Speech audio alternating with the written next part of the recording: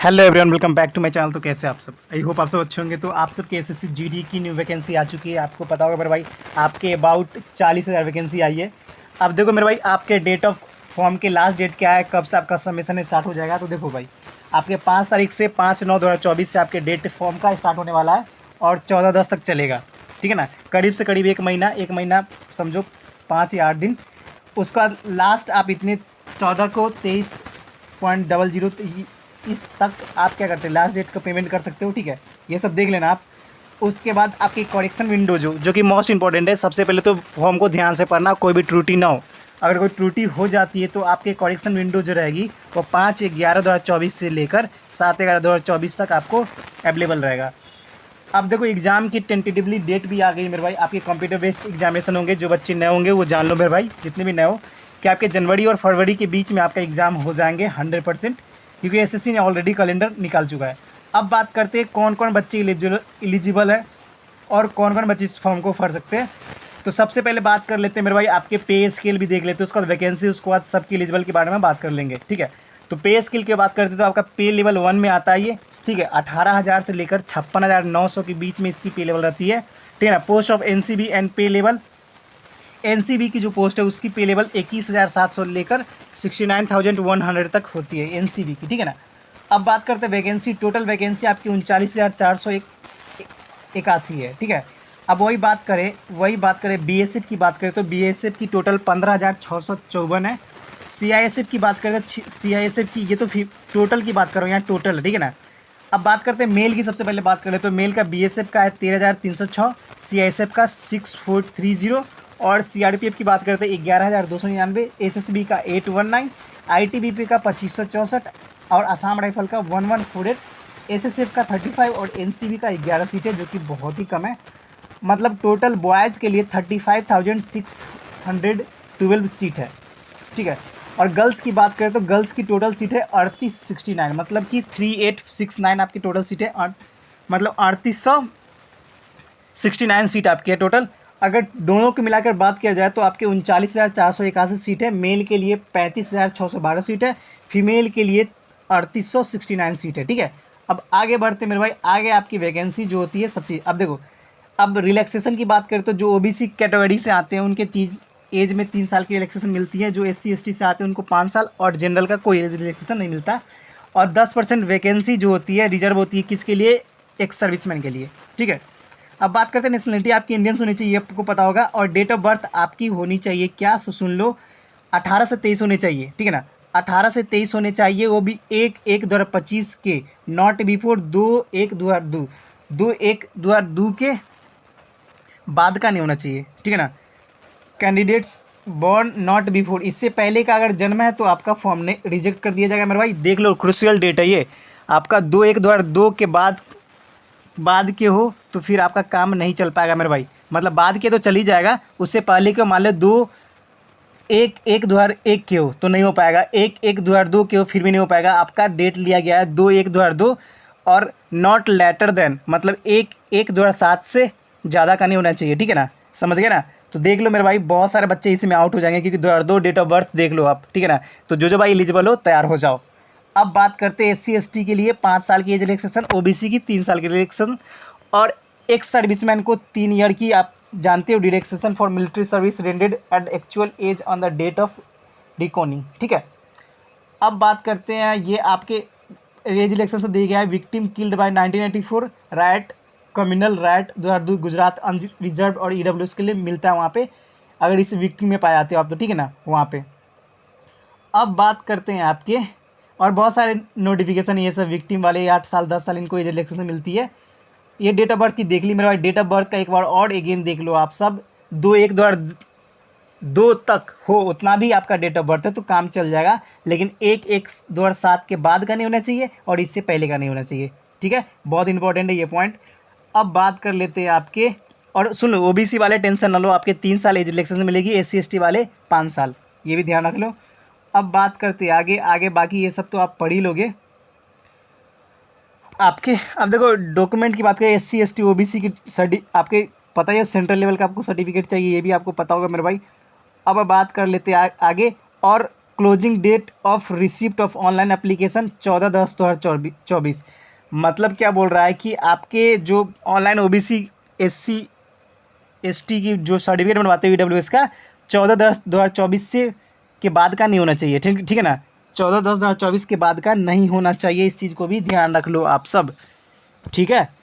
अब बात करते हैं आगे। फिर देखो आगे ये सब तो नोटिफिकेशन पढ़ ही लोगे, उतनी इंपॉर्टेंट नहीं है।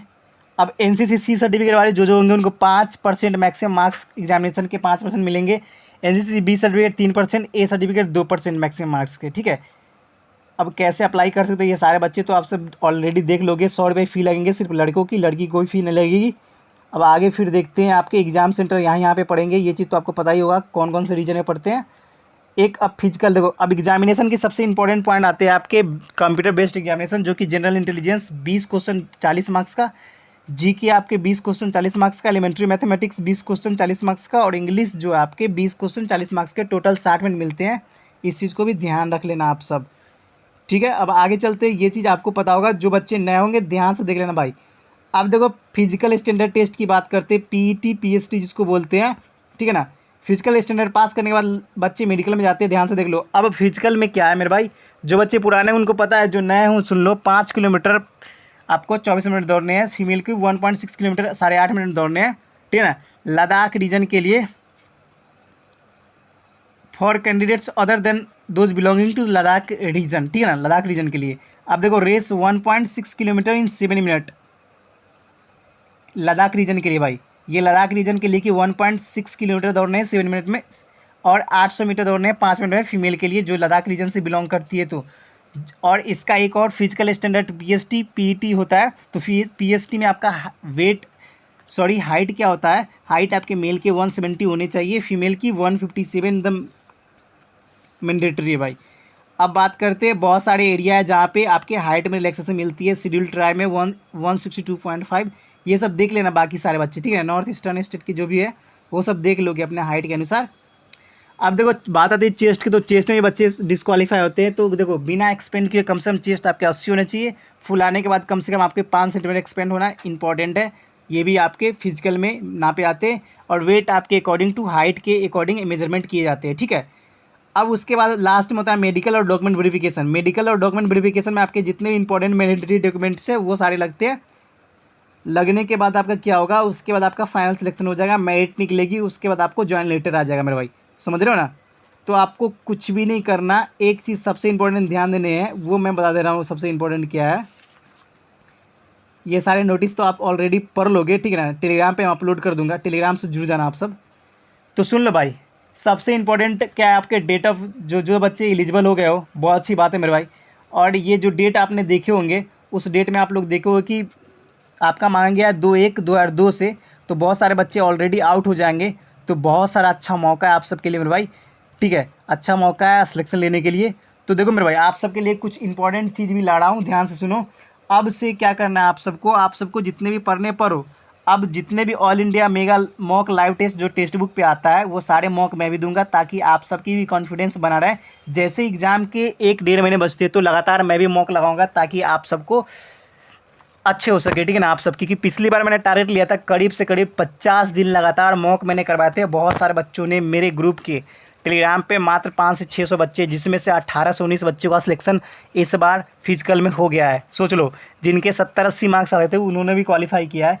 तो मॉक टेस्ट का कंसिस्टेंसी तो मैं बनवा ही दूंगा, ठीक है ना। संडे सैटरडे को all India mega live test आता है, उसको आपको कंप्लीट कर लेना है, मॉक टेस्ट देना है। बाकी एक हफ्ते पढ़ो और आपके क्या इंप्रूवमेंट है वो मुझे शेयर करो, और मैं भी टेस्ट लगाऊंगा, ताकि मुझे भी पता चल पाए ना कि आप सबकी मेरे अंदर क्या कैपेबिलिटी है, आप सब कैसे अपने स्कोर को इंप्रूव कर पाओगे, ठीक है ना। तो मैं भी टेस्ट दूंगा, आपको भी टेस्ट देना है मेरे साथ।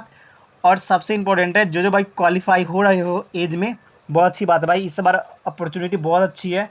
अभी ही 40,000 वैकेंसी की अप्रॉक्स में है। सोच लो, पिछली बार 25,000 थी और 25,000 बढ़ी थी, 50,000 के अप्रॉक्स में हुई थी।